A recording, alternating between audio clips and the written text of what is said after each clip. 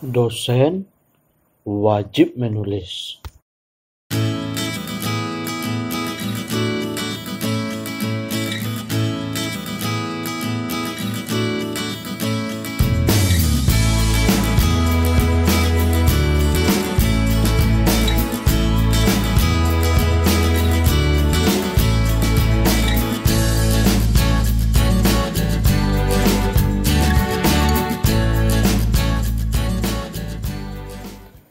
Assalamualaikum warahmatullahi wabarakatuh. Selamat pagi, selamat siang, selamat malam, selamat sore, dan kapanpun Bapak Ibu membuka video ini. Perkenalkan, saya Iksan akan berbagi informasi kepada Bapak Ibu semuanya bagaimana dosen itu wajib untuk menulis sebuah buku. Nah, jadi materi video kita kali ini adalah dosen wajib menulis buku. Nah, nama saya Iksan Eskom, MKom. Di dunia penulisan lebih dikenal dengan Rekes JP dengan nama Pena, selaku founder penerbit Pustaka Galeri Mandiri, juga berprofesi sebagai dosen dan mengaku menjadi penulis. Nah, hasil beberapa tulisan sudah dimuat di berbagai media, juga sudah menulis puluhan buku baik fiksi maupun non-fiksi. Oke, Bapak Ibu, kita langsung masuk ke materi pertama, yaitu kenapa dosen itu wajib menulis. Nah, kenapa harus dosen? Yang pertama itu adalah dosen wajib menjalankan tridharma perguruan tinggi. Yang seperti yang kita tahu ada 3, bagian pengajaran, penelitian, dan pengabdian masyarakat. Nah, prosesnya di dalam ketiga tridharma tersebut selalu melibatkan proses menulis. Nah, contohnya di bagian pengajaran kita harus menulis modul, panduan praktikum, juga buku ajar.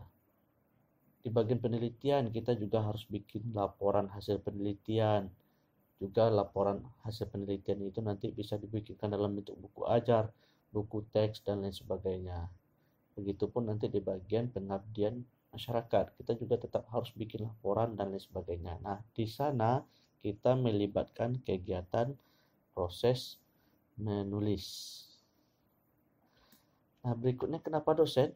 Yang kedua itu adalah dosen punya jenjang karir, di mana nanti hasil tulisan tersebut akan berdampak terhadap jenjang karirnya, mulai dari asisten ahli, lektor, lektor kepala, dan tentu saja puncak kejayaan seorang dosen itu adalah sebagai guru besar. Nah, dari hasil tulisan tersebut kita bisa menambah hukum untuk menapaki jenjang karir dosen ini. Nah, berikutnya lagi kenapa dosen harus menulis? Itu berkaitan erat dengan indeks. Bisa dari citasi artikel Bapak Ibu, jurnal, juga citasi dari buku, dan lain sebagainya. Juga untuk menaikkan popularitas. Nah, biasanya seorang dosen tersebut ingin mempromosikan dirinya bahwasannya dia mampu dalam mengajar bidang tertentu ataupun dia expert di bidang tertentu. Nah, hasil yang dilihat adalah apa hasil penelitian dari bidang yang digelutinya.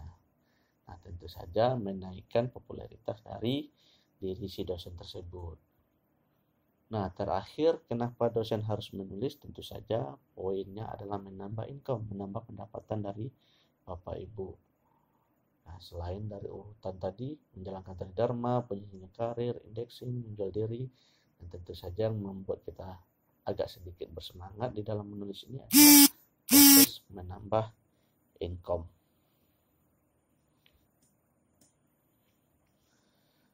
Nah, yang jadi timbul berikutnya adalah banyak dari kita, para dosen ini mengatakan dia tidak pandai menulis. Kata siapa? Coba kita cek. Bagaimana dengan soal ujian?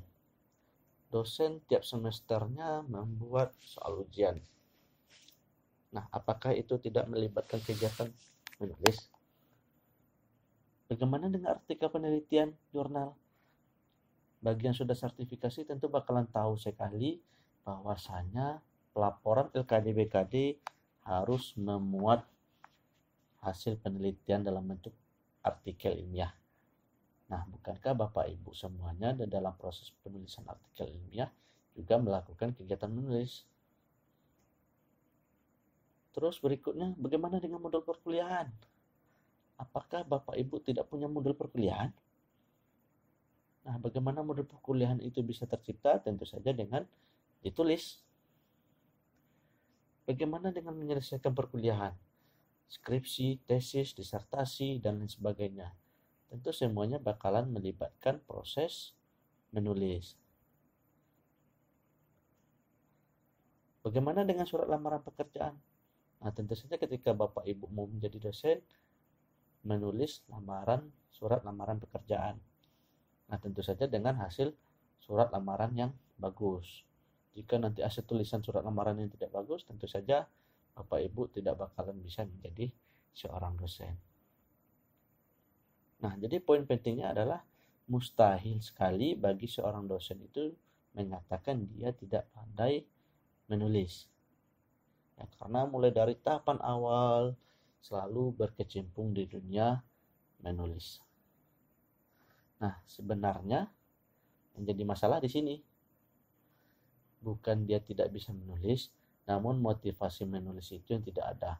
Nah, alasannya berbagai macam.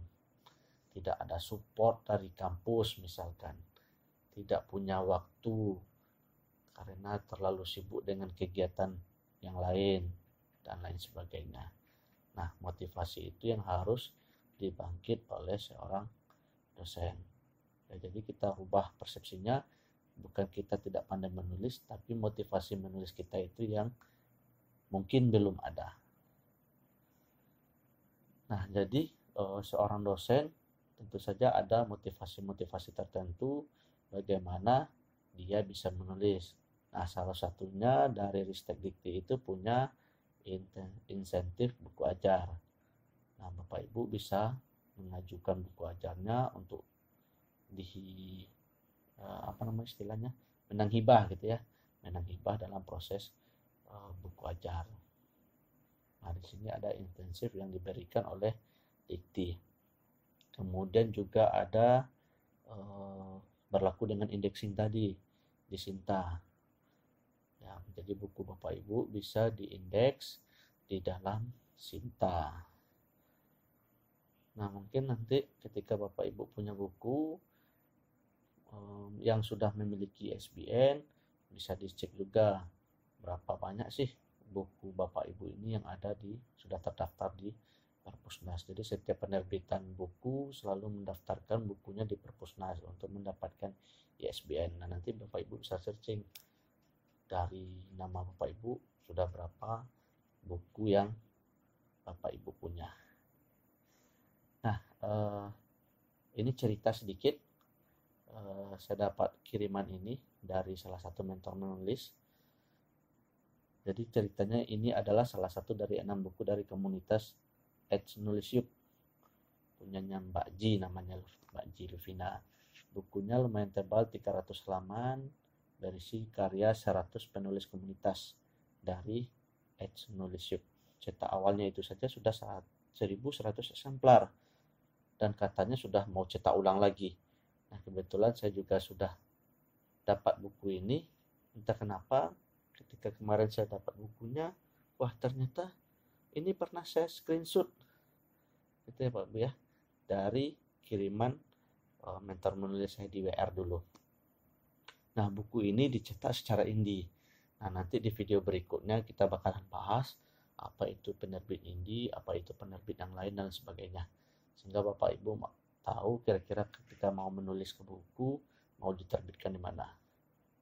Nah, secara garis besar saya kasih tahu bahwasannya penerbit indie itu adalah penerbit yang membebankan biayanya oleh penulis. Nah, kalau kita lihat di sini 1.100 eksemplar, wah berapa banyak itu duit yang dikeluarkan dari penulis. Nah, katanya di sini modalnya dari mana? Kalau sudah tahu ilmunya bakal sendiri. Nah, nantilah kita cari seperti apa ilmu dalam proses penerbitan ini. Kemudian buku yang kedua ada screenshot dari buku Pak Nasution. Nah, ini juga sudah 5 kali cetak ulang. cetakan 5 bulan Juli ini, maksud Juli ini 2019 gitu ya Bapak Ibu ya, karena saya dapat kiriman ini di 2019 tapi 2018. Saya dapat kiriman cetak screenshot ini dari 2018 oleh mentor di WR. Nah, beliau menulis tentang ilmu dan pengalaman sebagai planter, mandor perkebunan. Beliau benar-benar profesional dan praktisi. Nah, katanya di sini lagi, beliau ini memberikan pelatihan-pelatihan dari satu daerah ke daerah lain, dan bukunya hanya dijual di dalam proses pelatihan dan seminar. Nah, Bapak Ibu tahu sendiri berapa income yang didapat dari proses penjualan buku ini. Nah, katanya di sini juga mendapatkan 10 kali lipat dari biaya cetaknya. Nah, misalkan dia mengeluarkan biaya cetaknya 1 juta, berarti dia sudah dapat 10 juta keuntungan. Nah, bayangkan kalau seandainya dia cetaknya 1000 eksemplar. Nah, dikalikan saja. Misalkan kalau dia punya modal awalnya 1 miliar, ya jadi 5 miliar. Nah, seperti kemarin ketika ada pembicara dari Next System, Pak Kristianto, beliau setelah menyampaikan seminar juga membawa buku, dan bukunya laris, habis. Nah, seperti itu Bapak Ibu. Jika Bapak Ibu punya sering diundang untuk menghadiri memberikan seminar, pelatihan dan lain sebagainya, Bapak Ibu punya buku, nah itu bisa dijual di dalam setelah seminar. Dan buku-buku Bapak Ibu bakalan dicari oleh orang-orang. Nah, jangankan ketika Bapak Ibu menjadi pembicara di seminar, ketika Bapak Ibu menawarkan buku ke mahasiswa, misalkan ada di kampus Bapak Ibu itu ada 1000 mahasiswa, nah dikali saja, anggaplah yang ngambil buku separuh saja, 500 orang mahasiswa, nah dikali saja berapa income yang Bapak Ibu dapatkan. Buku screenshot yang ketiga ini karangannya Syafi Effendi. Nah, katanya buku ini keren habis. Dan ini juga sudah dicetak ulang. Nah, dia katanya sudah mengontak ulang mau mencetak 2000 eksemplar lagi. Dan ini juga sudah mau cetakan ke-10. Wah, Bapak Ibu bayangkan sendiri berapa income yang mereka dapatkan. Dan ini diterbitkan juga secara indie. Karena kita lihat di sana penerbitnya adalah WR, penerbit WR gitu ya. Jadi penerbit indie. Nah, ini juga karangannya dosen Universitas Muhammadiyah, Pak Suwardi dari Makassar.